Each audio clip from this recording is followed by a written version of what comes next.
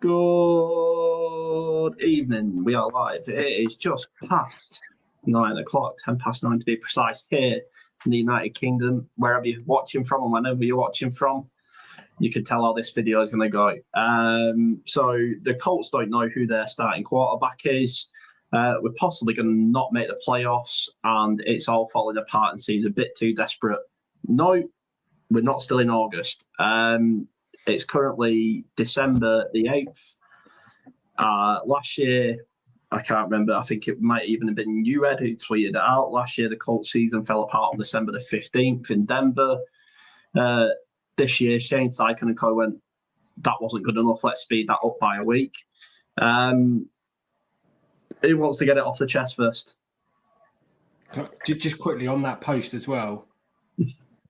Not only have we fallen apart a week earlier, that's off the back of a 7-1 start. So, I mean, this is rapid implosion.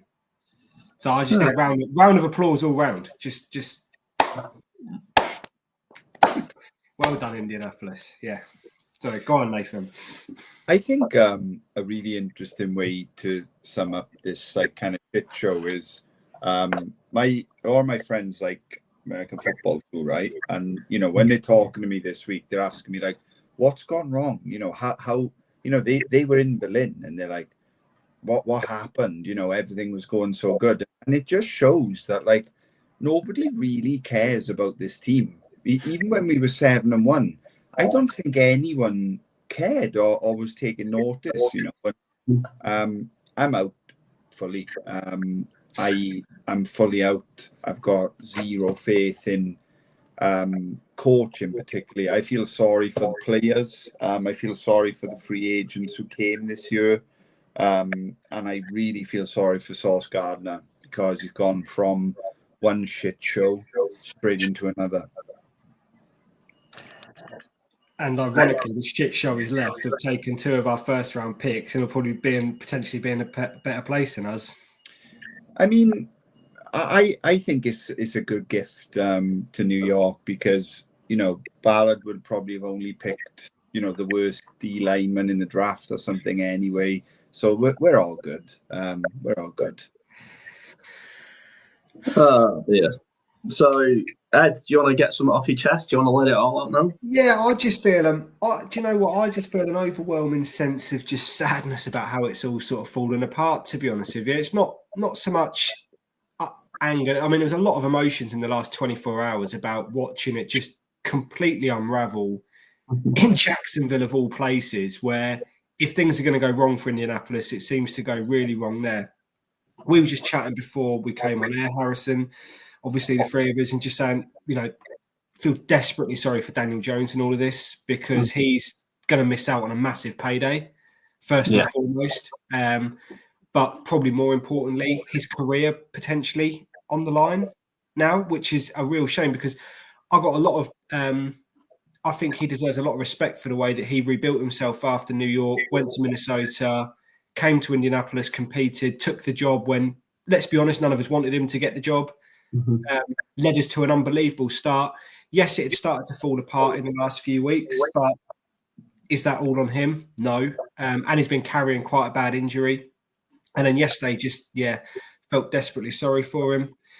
I mean, I'm not looking to make excuses, but I think we do need to talk about the mitigating circumstances. The injuries have been horrific, haven't they, this year? I mean, it's ripped the soul out of the team. Me and you, Harrison, were talking last week about how many corners we've gone through this year has been ridiculous on its own.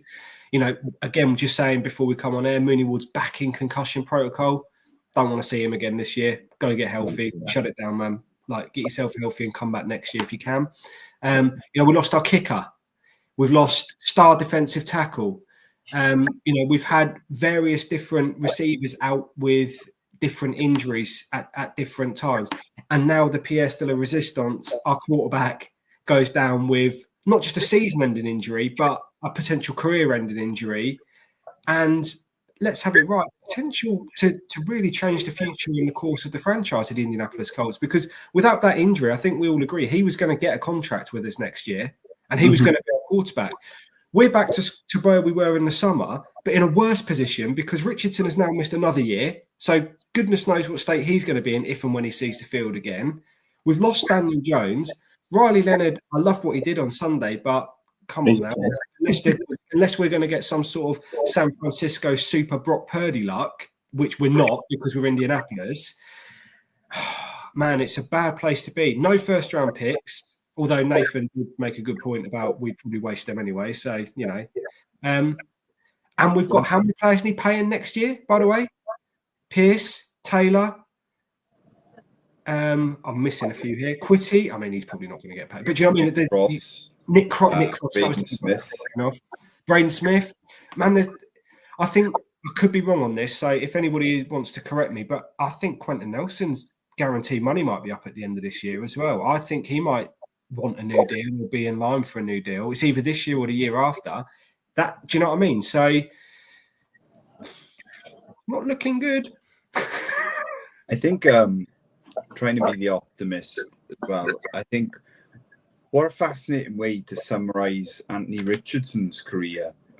He has an opportunity to revitalize his career, save Indianapolis, make it playoff bound, but the resistance band comes in the way.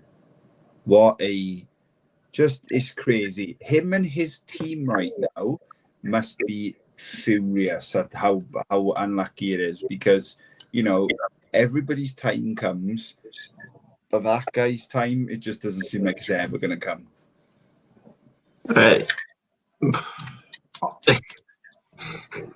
It's just, I mean, so I'm going to save my Harrison rant for a little bit later, but to talk quickly about the game,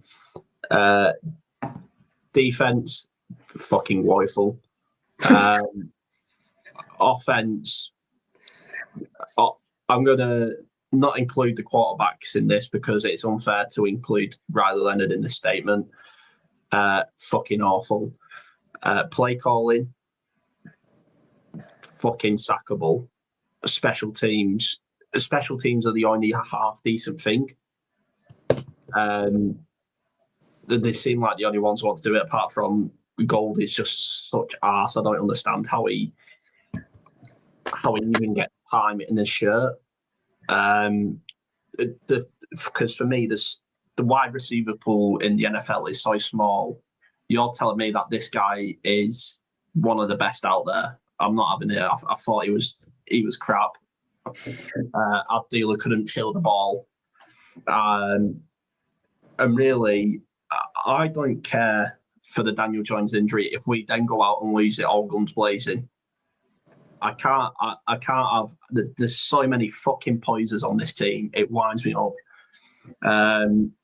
Defense celebrating with fucking 38-10 down, and you're celebrating that Trevor Lawrence is overthrowing a pass. Trevor Lawrence, by the way, who is less accurate than Anthony Richardson this year. Like, Anthony Richardson last year was more accurate than what Trevor Lawrence is.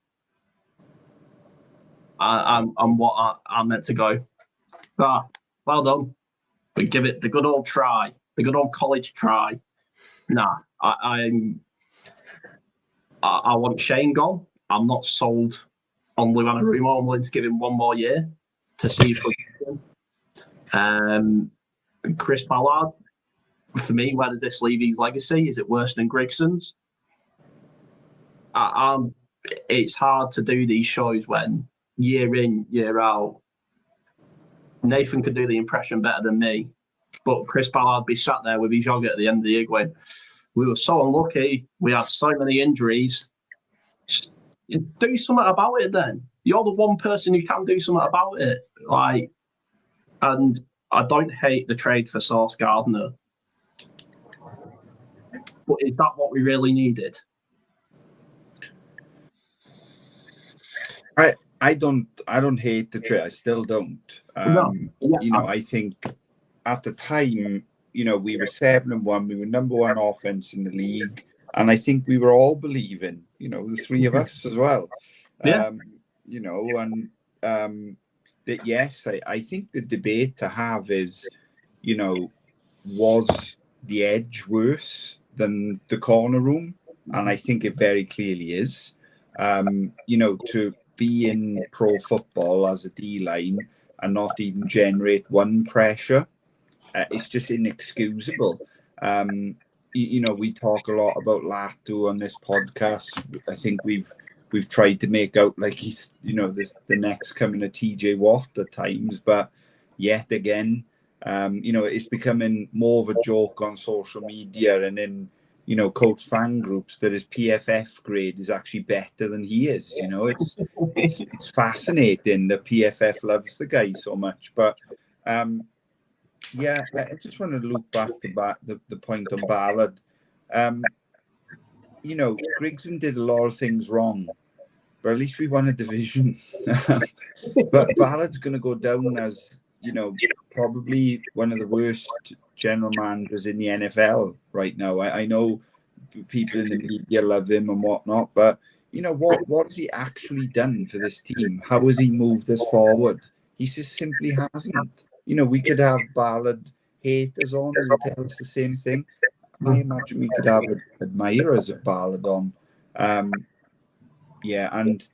I'm sure we'll get on to it, but, you said we needed guys who, need to prove it. The main person proving something to us right now is Shane Steichen. He's proven that he cannot run with the big boys. He cannot coach against elite units. So I go back to my question pre-season. What's the fucking point of the playoffs for us to be there? Because we will get our asses rolled out of there because he can't coach. Yeah. I'm going to stop now.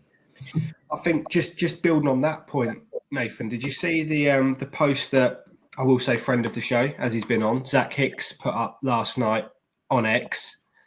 Steichen is 2-8 against Houston and Jacksonville in his time as the Colts head coach, which when you consider the Titans have been complete dog shit the whole time he's been our head coach, is pretty damning. It's embarrassing. Because Jacksonville and Houston have basically owned the division, haven't they, between them? Well, Steichen's been in it. It looks like they're both going to be the AFC South playoff contenders this year again, which again, after starting 7-1, and I cannot get over how you go from 7-1 to, I know injuries, but you can't go 7-1 and then miss the playoffs. It's just so bad. And I see ESPN Harrison are stealing our stat from last week. It's rounds now about the it's only happened once with the players starting 7-1 and not making the postseason. That's now started doing the rounds. So to your point, Nathan, about nobody caring about the Colts, they do now that we're becoming a fucking laughing stock. They can't wait to get out there. I mean, it's going to be a historic collapse, though. This is going to be studied, and again, it goes back to points that we've made for many, many years. And how do the UFCs let him get away with it? How are Ballard and Shane going to sit in front of Carly and explain this without losing their jobs? I think for me, I think the problem is this is a big problem for the Colts, and it's always gone under the radar, or at least I think it has. We've always had disjointed timelines in our office.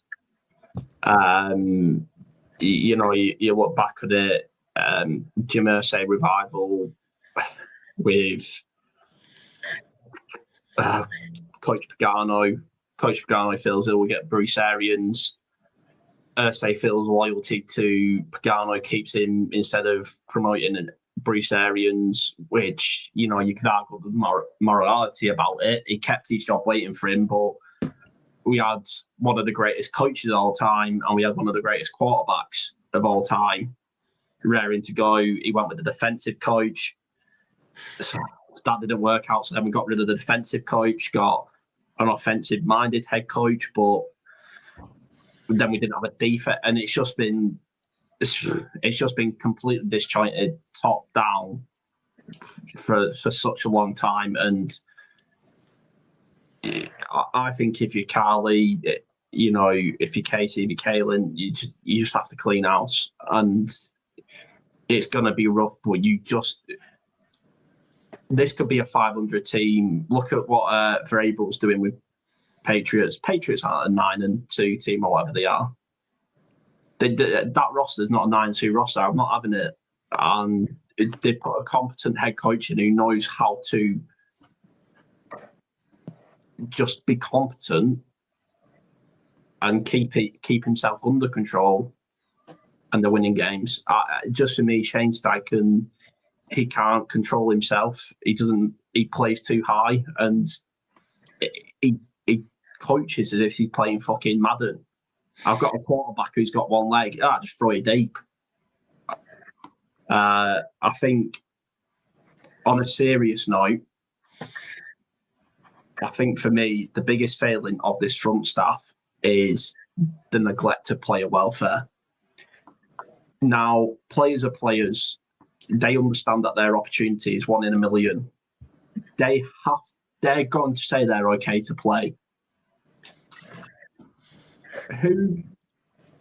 I'll analogize. Fucking hell, I can't speak, boys. I'll put an analogy in here, boys, and I'll let you come up with the answer yourself. If you have a car that's missing one wheel, do you think, I'm just going to keep driving this car until hopefully the fourth wheel pops back on? Or do you say, actually, I need to take this car to the mechanics and I'll take my bit less, not as good car, and I'll just ride it out until that car's fixed? Because arguably, they've ended Daniel Jones's career by letting him play. As soon as he had that fractured fibula, for me, if you have the fractured fibula, say, we've got to sit Daniel, we can't risk further injury. We don't want to end his career. We know this is disappointing. We can try and muddle it through to the playoffs. I'm okay with that. But no, we're going to stick with Daniel. We're going to go pass heavy. Even though he's on one leg, we're going to run play actions and RPOs, even though he's on one leg. It's just fucking straight up neglect from Shane Steichen and co. Not just blaming Shane here. That last serious point from me was just neglect from top down. And I'm not blaming Jones because he's a player who was on the cusp of elimination from the NFL to being a starting quarterback for a competitive team. And now, like Nathan said, like you said, that's potentially a career ender. I think it's tough that, or it's tough to kind of fully see it from that way, because I think if you're fit, you've got to go, and I think the Mooney Ward scenario is ultimately the same thing, right? Mm-hmm. If he's fit, he's got to play. It's that type of sport, isn't it? And you could argue that what happened to Daniel was freak. It was a freak injury.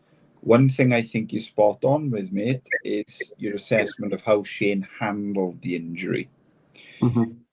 When you look back to even Kansas City, which was pre-injury, right, or pre-announcement of the injury, yeah, there was clearly something wrong. We had the clear RB1 in the league, mm-hmm. and I think you could still get Taylor for MVP at about 16-1. And he still chose to throw the ball 40-ish times. It's been diabolically handled from our head coach. And I have no doubt, mate, that has not aided his injury, when in reality, that whole offense should have changed to being more run heavy. It just simply hasn't been. Yeah. I think the thing with Daniel Jones is we talked about this before the start of the year, joking around that Riley Leonard would see snaps this year. But in all jokes aside, Daniel Jones has always had this sort of injury proneness about him. I mean, this wasn't, like Nathan said, I think this is more of a freak accident than just your general sort of wear and tear and missing games. But really what potentially, in hindsight's a wonderful thing. I'm not a medic, I'm not a doctor, I'm not a coach, I'm a nobody. I'm just a tit on the internet with an opinion, essentially. But Daniel Jones, when he had the lower leg injury, to your point, Harrison, would it not have made more sense to just sit him out there and let him heal up? Because when you sign Daniel Jones, the likelihood of him playing 17 games is not like it. Do you know what I mean? You kind of accept that risk in the same way that you do with Anthony Richardson. Mm-hmm. You know, he's never been able to play a whole season. And we said this before the start of the year, you know, Riley Leonard, be ready because you will have to play some snaps at some point because the likelihood of Richardson and Jones making a whole season is slim to none. So at the point that he's got whatever the minor injury is, yeah, we not have just said, look, he's struggling with it. Like you say, do we just muddle through a few games with Riley Leonard, but Jones should be back for, I don't know, the Seattle game or possibly the San Francisco game, but let that leg heal up? I don't know, and we'll never know. But I just think that Jones has always had injury issues. You weren't. It wasn't anything new when he picks up a minor injury, in my opinion, which then has obviously escalated into something else. I just feel sorry for him. Just shit, innit? Yeah. God, this is going to sound like I know stuff you don't know. It's really not. But I was actually listening to a very interesting podcast on somebody talking about like fitness and injuries and how injuries compound and stuff like that. God, I can't remember the name of it now because it was a while ago. But the essential like agreement from like sports scientists, doctors, rehab, all your fancy people who actually know what they're talking about. So if you get an injury, a left leg injury, what tends to happen if you're performing at a physical peak level, elite, and when I say that, it means like any athlete, the opposite part of the body will try to overcompensate. Yeah. And that's how injuries happen. Now, like I say, my blame doesn't lie at Daniel Jones. My blame lies at doctors, head coaches, GMs not being ballsy enough and not being manager enough to say, no, you're sitting. And I know what you're getting at, Nathan. The NFL is such a we don't fucking care sport, right? Look at the whole concussion protocol. Anyway, it's a fucking joke. You know, I think soccer's come a long way over here with about player welfare and stuff, but this is what's happening at the 17-game season. You know, these players go through car crashes every game in body impact. This is what's going to happen when we eventually go to 18 game, because it will do. It'll go to an 18-game season. You know, I love the fact that I was able to watch Daniel Jones play over here and Jonathan Taylor play over here in Germany, but what does travelling 3,500 miles do to the body when you've just played a game? You know, that sort of thing of it will start with us, right? Because we're just three small YouTubers who love the Colts. But well, I think we really, I'll let you come in, Ed, don't worry. Yeah. I think we really have to, as YouTubers and as fan content, we have to push a consistent message of player welfare. Otherwise, the game is going to ruin and die. Die's a bit extreme, but the game's going to ruin, and the level of the product will just be crap. Go on, Ed. I was just going to say, on a really minor scale coming up, because I'm not a professional athlete, but I have had a traumatic down like that, Edward. Don't put yourself down like that. Listen, lads, I don't like to break it to you, but you know, I've got no, I'm joking. But I have had a serious injury from playing sport. I've done my cruciate, done my ACL it was a bad one. I did this in February, and talking about players just wanting to play, I was back in pre-season training by the June, running and playing and everything. I was told, you know, because in my head, I was like, I can run, I can kick a ball, I'm good to go. I'm now somewhat older than I was when I did the injury. I've had no end of back problems, hamstring issues, and a leg, and the left leg is considerably weaker with reduced movement because I didn't rehab, because I just wanted to get back on the pitch. I wasn't getting paid millions of dollars, by the way. You know, I was doing it because I just wanted to play football, you know, and I just love doing what I'm doing. So I think you're right to a certain extent. The players do need to be protected from themselves, because it is a case of, I'm okay, I'm going to put myself out there without necessarily thinking about the longer term consequences. And that's where you do need, you know, my dad, I remember him telling me specifically, stop fucking playing football, you idiot. And I didn't listen to him, and I've had nothing but issues ever since. So, yeah, I do think you've got an excellent point there. Players do just want to play. Chris has joined us tonight, gents. It's always a good sign. I'll read the comment. Totally agree. It falls on the coaches. When was the last time you saw Mahomes run a QB sneak?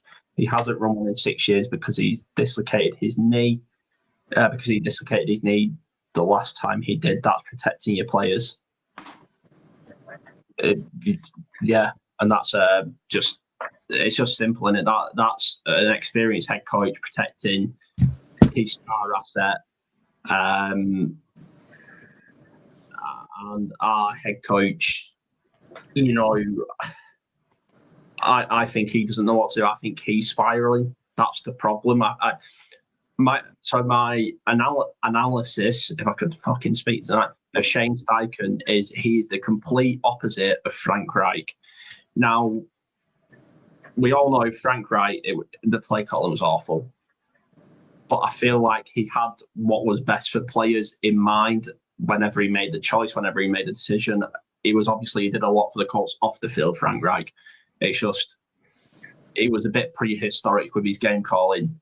Shane Steichen is the opposite, where I genuinely think he's a clever bloke and he can probably come up with some creative stuff. But I think just his situational awareness is just fucking zilch. Like, we mentioned it before we come on air, but running it on a shotgun, 4th and 1, when you've just tried passing it on 3rd and 1, when you've got Riley Leonard in as QB, like, just come on, Matt, seriously. Go on, Nathan. I can see it. I only wanted to interrupt briefly and you can carry on. That's up there with one of the worst sequences I've seen this year. Which was worse than his play calling at the end of the Texans game last week. He's just gone, and we kind of joined some discussions about this in the Colts UK WhatsApp group. Shout out anybody who's in there. Always enjoy the discussions in there. And the overarching sense is that he's kind of just outsmarting himself, and sometimes that's what it feels like. To Chris's point, Andy Reid doesn't put his players in situations like that. Shane does. He constantly does. Look at the opening play call. What was that? Yeah. Like, what was that play call? And okay, it was a bad ref call as well. I would argue that's probably a debate for another day. But yeah, the play calling is just disastrous right now. It's not. I really don't want to understate how I feel about it. Even if we sneak into the playoffs, which is, I guess, all we can hope for, we are going to get embarrassed by the first elite unit we come up against. We're going to get embarrassed the next time we play the Texans, because if you imagine putting a rookie against that unit that held Kansas City to 10 points last night, it's going to get ugly. And I mean, I'm just going to keep asking the same rhetorical question and hope that some sort of genie answers it.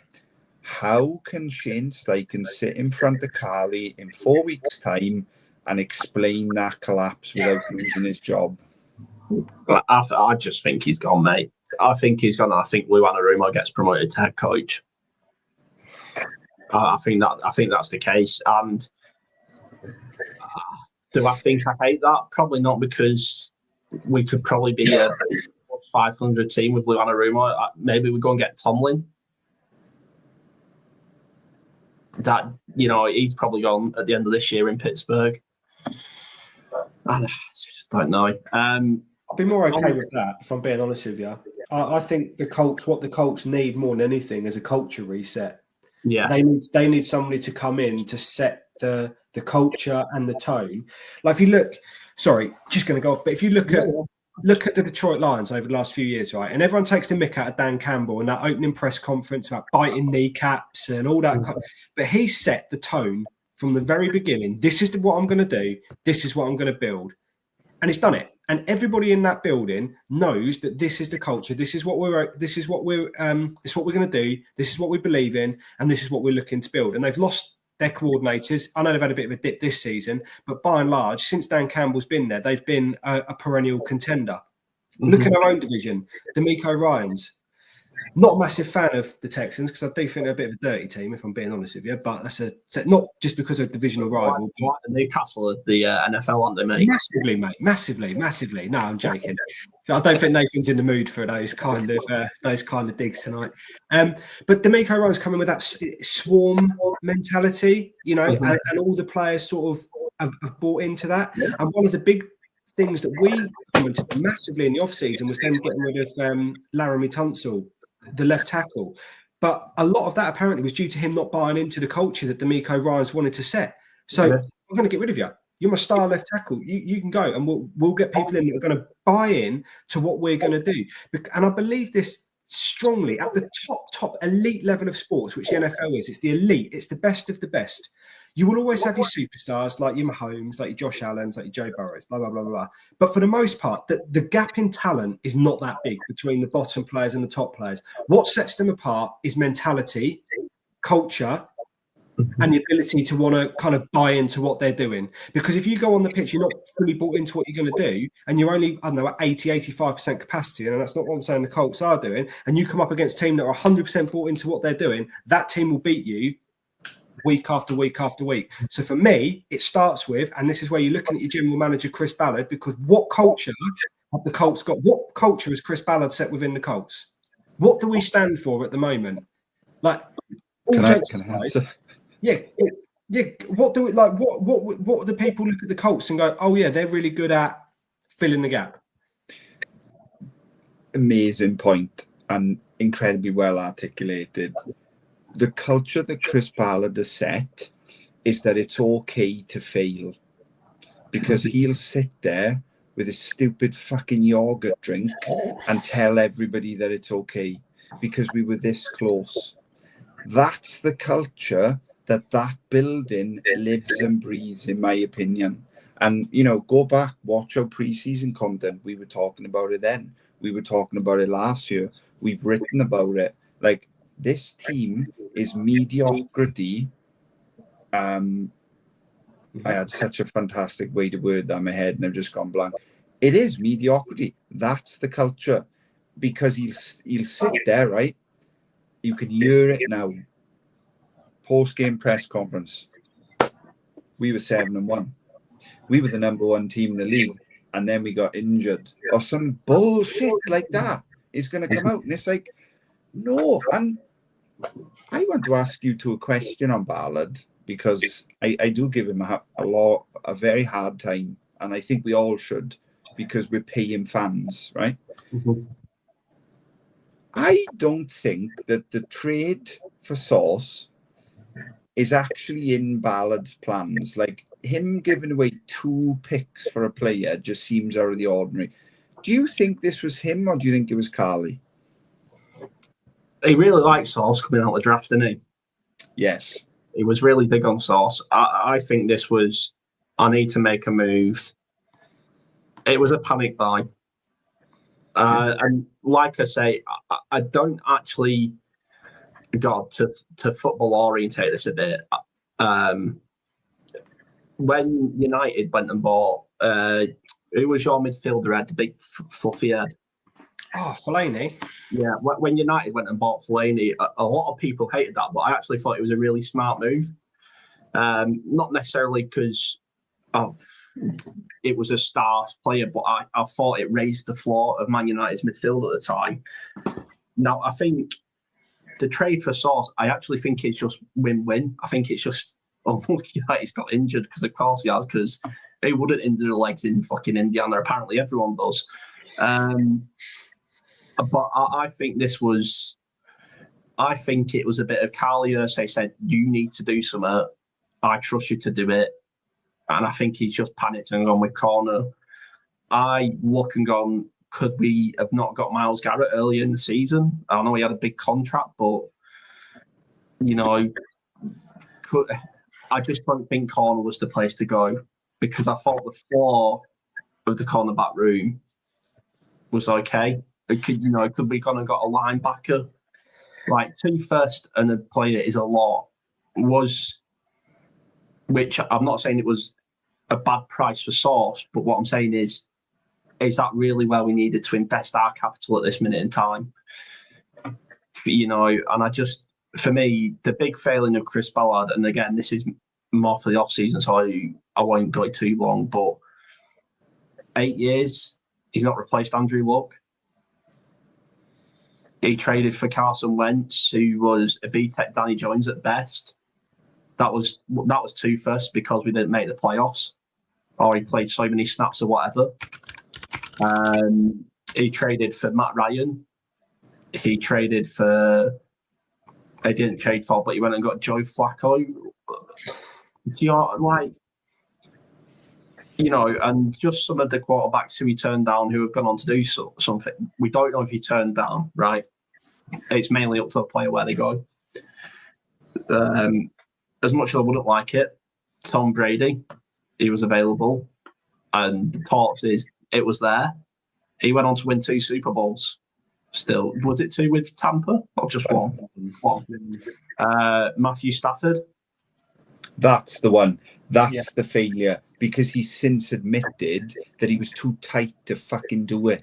That's the one that set us back, boys. Fucking love Matthew Stafford as well. He chose Carson Wentz.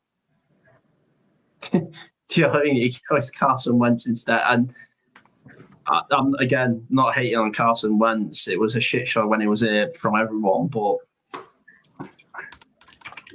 like we said, it's just, I think Ed put it best, and so I'll shut up about it and we can move on. But it just needs a culture reset. It did at the beginning of the year. The wind's papered over the cracks.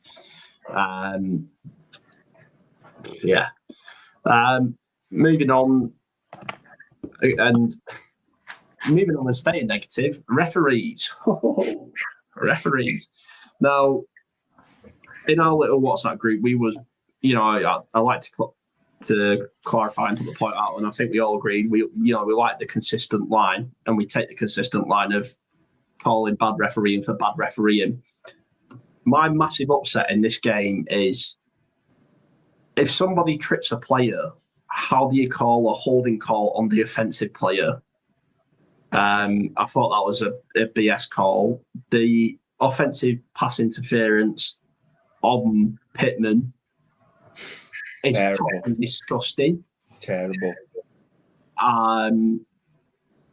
But that's only been called because previously they called the defensive pass interference on a non-catchable ball on the Jags player.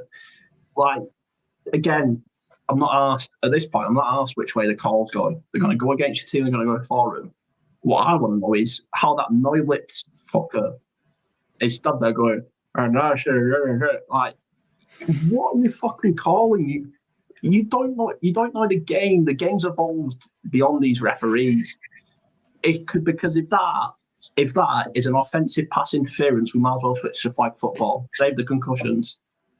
We might as well just switch it to flag football and stop. And I know I sound like Billy Randy Marsh from South Park, but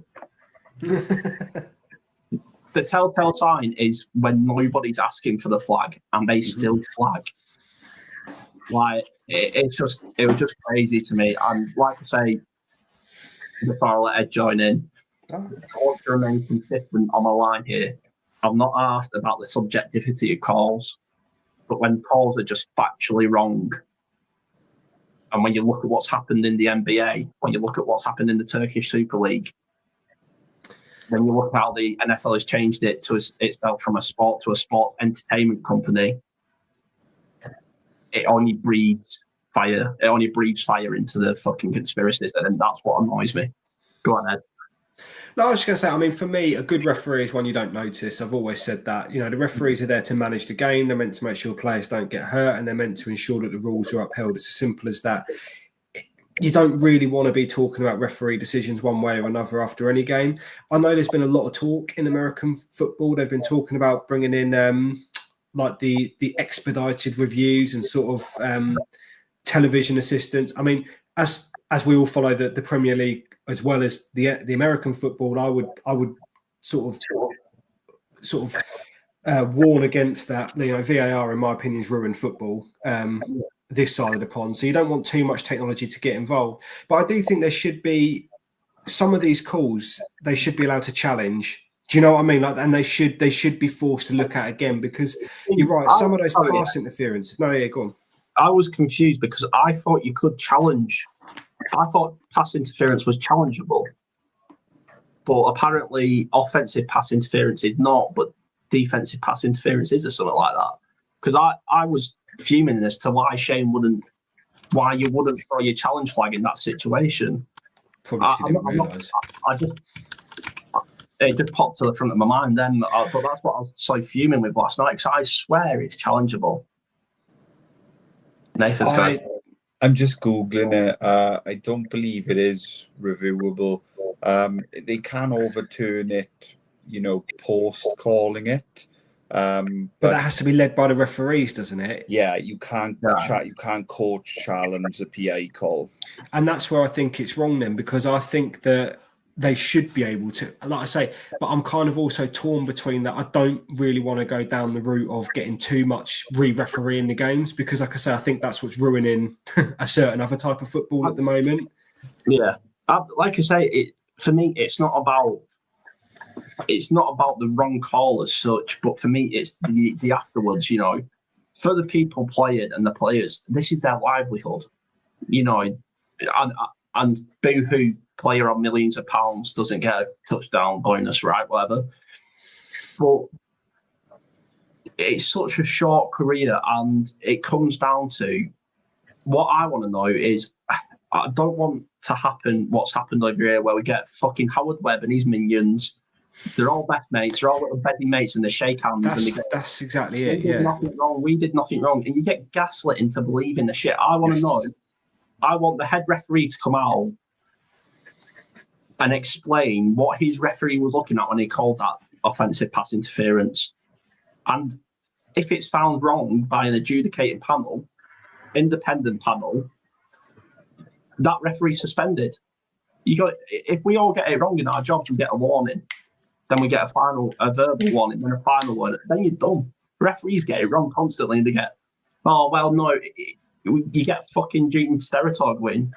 Well, you can see how he called it like this. No, it just honestly.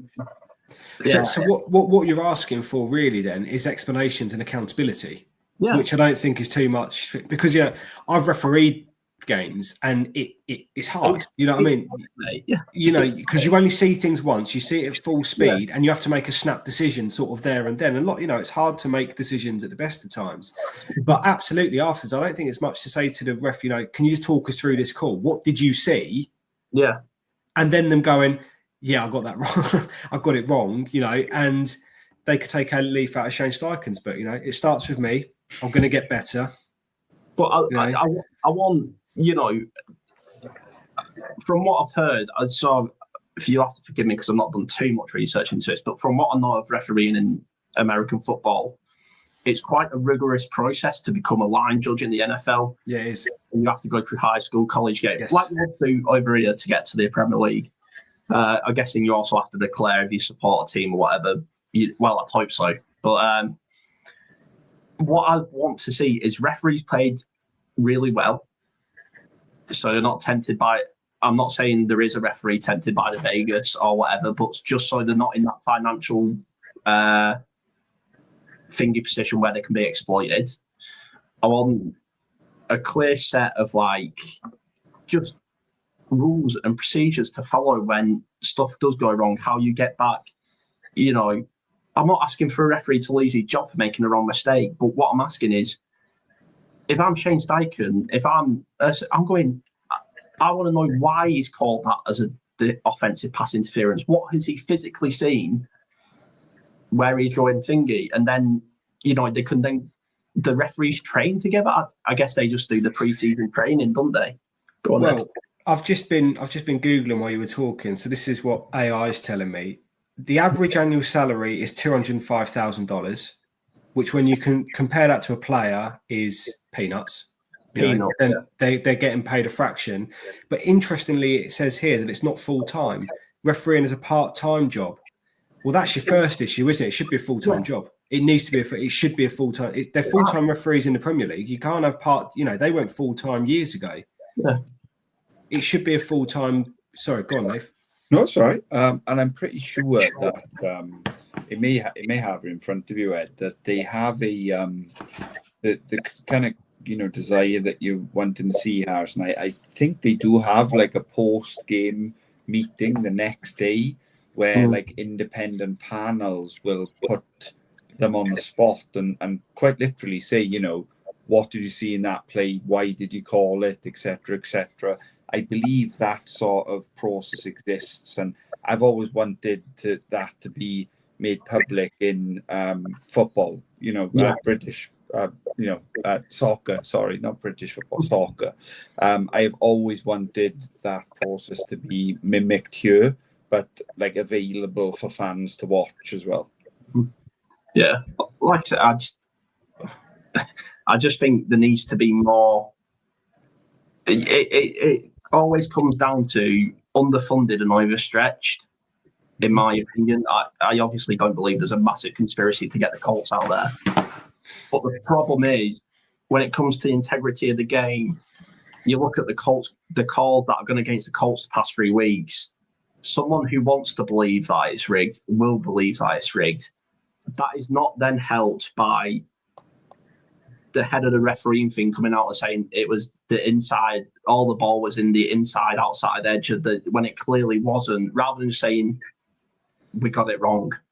That's then not helped when a clearly wrong flag is called on TV and the commentators, this is not to last night's game because I really like Watts, JJ Watt and Ian Eagle, I believe it was. But when you get to Nathan's point a couple of weeks ago, Tony Romo, that's the worst call I've ever seen. You're just killing the game, and that this is what it comes down to. For me, it's just it kills the game. It kills hype for new fans. New fans look at it and go, "What the fuck is this shit?" I'm not watching that, and it just stalls development. And it all comes down to funding for referees and making sure they're properly protected, properly funded, and properly educated on how to deal with these situations. But as we know, Roger Goodell won't give a shit, and they'll probably give Donald Trump a Peace Prize or something like Fantino. But again, off-season podcast. Anyway, on that, talking of the World Cup, Lucas Oil Stadium's not got any games, has it? Or have I missed that?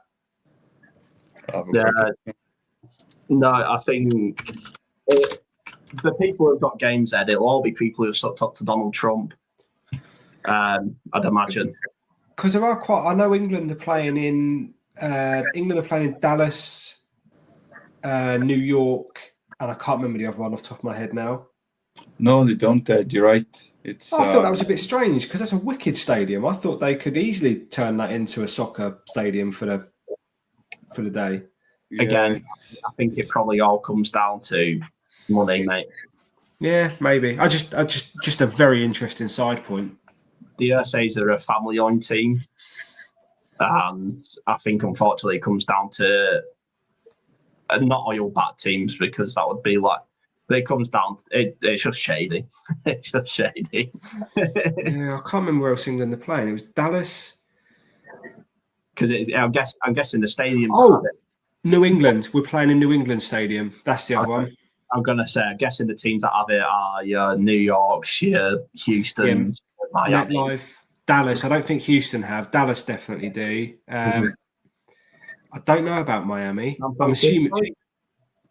Yeah, I think San Francisco does. Yeah. Mate, like you say, it's a story for another day. We've got more important things to worry about. I was just seeing this as a bit of a crossover next summer. Be quite interesting. Anything else, gents? Anything else? No. I think it's really important to bring in the fact that we are. Or definitely try really hard to be an AFC South podcast. And I think what Houston Texans have done this year is absolutely remarkable, and it's also desirable. When you look at how they started the season, for them to be where they are now, and quite frankly, beat, what we thought was a really good Colts team, absolutely destroy Kansas City last night. What a wonderful story for the AFC South. And I know we're on, the receiving end of that. but it is absolutely remarkable, and it almost fills me with hope that I think Ed put it wonderfully earlier. Once this culture is reset and this ballad kind of, philosophy is gone for good, and Shane's "I've got to get better" bullshit is gone, we might see stuff like that happening in Indy. Same with Jacksonville. Fair play to Liam Cohen on first try, absolutely stamping on us when we were down. They didn't take their foot off the gas. And, we're now third in the South. It's absolutely tragic, but it's interesting that the South is turning around the way it is. And fair play to what Houston and D'Amico have done. Just a question on that, Nath. Would you say they're the best team in the AFC right now? I think there's an argument for it, isn't it? Because they have easily, one of the best defensive units in the NFL, if not one. They might be the best defense in the NFL right now. But I mean, the AFC contenders, right? It's always going to be Buffalo, right? Are Buffalo going to find a way when it counts? I don't know, but I think, as we stand, that defense is the best unit in football, and is proving that they can absolutely, prevent strong offenses from moving the ball, which we know always counts for something. I'll tell you what, though, a Denver versus Houston AFC Championship game. Wow, that would be one for the purists, won't it? It would, because did you see one of Denver's drives yesterday? It was 9 minutes and 57 seconds. What did they punt? They scored in the end, but it was just ultimate Sean Payton, like 1 yard, 3 yards, first down, 1 yard, 3 yard, So yeah, it would be a game for the purists, mate. They really would. But yeah, that's all I wanted to say. I think it's really important to call out what an awesome job is happening in Texas. Boo. I mean, yeah, good for them. Sorry. I said the quiet bit out loud, didn't I? I'm joking. No, I've said it all. Just very, very disappointed. Look, the thing is, the mad thing is, we're actually not officially out of it. We've still got a winning record. Apparently everyone else in the AFC has as well. Well, that's part of the problem, isn't it? Everybody seems to, we're not officially out of it yet. I think probably in 2 weeks we might be. But who knows? Riley Leonard could be the answer. Riley Leonard, There's a player in there, mate. There's a player in there. Yeah, there is. But Shane can't develop a fucking lolly, can he? So I'm usually hugely optimistic, but I think the season's done. Is how I'm going to leave it. I think we're done. Yeah, I can't wait to go 8-9. It's what I look forward to. Now it's up to you, boys. If you got energy for a game, or if you want to save the game, I'd potentially say. Oh, Nathan, you look like you want to do it. I was going to say I'm happy to save it. I was going to say, can we do it on Thursday? Yeah. I just noticed the time. Flying. Yeah. No, I'm happy to save it till Thursday. I can flesh it out a bit more and make it more harder for both of you then, because it was a bit rushed. And to your point, Nathan, as well, I think I really like D'Amico Ryans. I think he's done an excellent job. Is this a Houston Texans podcast? Well, I'm just going to stop turning up, I think, on a... no, I'm joking. We'll not actually start winning again then, Ed, if you don't do it. Yeah, that's true. That's true. Go and get some more teeth taken out. Yeah. Yeah, good point. Yeah. Fucking hell, watching the Colts the last few weeks, it's been more painful than having my fucking teeth out, mate. I'll tell you that. But so my last question, because we have been nearly going an hour and I want to get you boys away eventually. So my big annoyance is we just haven't seen any progression at all. What? Just tell me, like, how do you rank it? If we miss the playoffs this year, how do you rank it in like the worst Colts seasons? because I think we all said at the beginning of the year, we're not asked. We just want to see some progression. We want to see a clear quarterback one, and we want to see some progression. I mean, has there been progression I'm just not seeing because of how gloom the season is? Do you guys see any progression, or is it just let's blow it up and start again, and it's another year wasted? Ed, go on, you go first. Yeah, I was going to say, I think ultimately for me, from where we were to how it's going to end up, I think it has to be one of the worst. And to answer your question about progression, we're arguably in a worse position than we were in August on the eve of the season. Actually, that's not arguable. We are in a worse position. But we had September and October, which was amazing, and we've crashed badly. We've now lost. We're back in QB purgatory, worse than we were before, with no first round picks for the next 2 years, and question marks over the head coach and the general manager that are getting louder by the day. Yeah, no progression for me. And the big thing, you made this point earlier, Harrison, about Ballard not drafting a quarterback. He's drafted obviously one since Luck retired. We've, through no fault of his own this year, admittedly, we still don't know what we've got with that guy. And we spent a fourth overall or third overall? It was fourth. It was fourth overall pick. Fourth overall pick, and we still don't know what we've got. That itself is just horrendous. So yeah, I'm not feeling great. Yeah, it's up there, isn't it? It's probably going to be defined as worse than the last two seasons, with the ugly way that those seasons ended as well. But I think we have seen progression. We've seen the theory that Steichen can't coach when it matters, really progress. Okay, we were 7-1, but even the fair fan in me says we were 7-1 in a really weak schedule. Yes, we were one play away from LA and we beat Denver. I'm super proud of that. But the progression is that this team isn't going anywhere under Steichen and Ballard. That is the progression. And if they run it back next year, we're going to be here in 12 months' time saying the exact same thing. And that's a very positive night to end it off.